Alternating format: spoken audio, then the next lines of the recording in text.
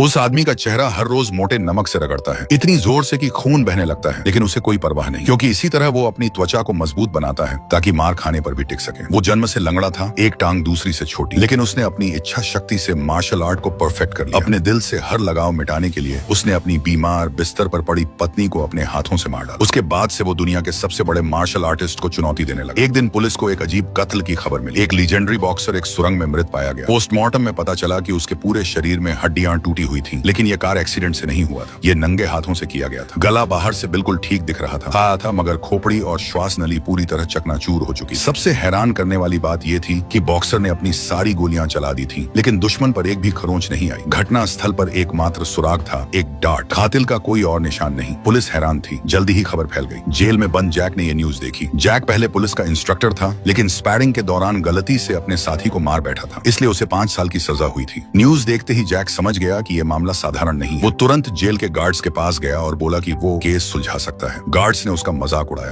कोई चारा न देख जैक ने दूसरा रास्ता अपनाया। वो सीधे जेल के बॉस के पास गया, सैल्यूट ठोका और एक के बाद एक 10-12 कैदियों को एकल लड़ाई की चुनौती दे दी। उसका मकसद था जेल प्रशासन का ध्यान खींचना। एक कोहनी का वार और एक भारी मुक्का, पहला आदमी जमीन, बाकी सब एक साथ टूट पड़े, लेकिन जैक शांत रहा। एक का पैर पकड़ा और जोरदार किक से उसे उड़ा दिया। अब जेल का बॉस गुस्से से पागल हो गया। उसने कुर्सी से लोहे की प्लेट उखाड़ी और जैक पर दे मारी। जैक एक पल के लिए चकराया, फिर संभला। बॉस के हाथ पर कई भारी मुक्के मारे, लेकिन आखिरी पल में जैक रुक गया। उसे याद आया कि उसने एक बार गलती से किसी को मार डाला। वो गलती दोहराना नहीं चाहता था, इसलिए उसने हाथ की बजाय पेट पर जोरदार मुक्का जड़ा और बॉस को जमीन पर गिरा दिया। जैसा जैक चाहता था, उसकी ये हरकत से जेल प्रशासन का ध्यान गया। जल्द ही केस की इंचार्ज इंस्पेक्टर एनी जेल पहुंची। गार्ड्स ने बताया कि जैक बहुत शरीफ कैदी था, लेकिन एनी से मिलने के लिए उसने जेल में हंगामा कर दिया। जैक ने एनी से मिलकर कहा, मैं कातिल के दिमाग को समझता हूँ, मैं ये केस सुलझा सकता हूँ, लेकिन मुझे रिहा करना होगा। एनी को यकीन नहीं आया। जब वो जाने लगी तो जैक ने 7 नाम लिए और कहा, इनमें से अगला शिकार कोई एक होगा। एनी ने इसे बहाना समझा, लेकिन थोड़े ही दिनों में जैक की बात सच साबित हो गई।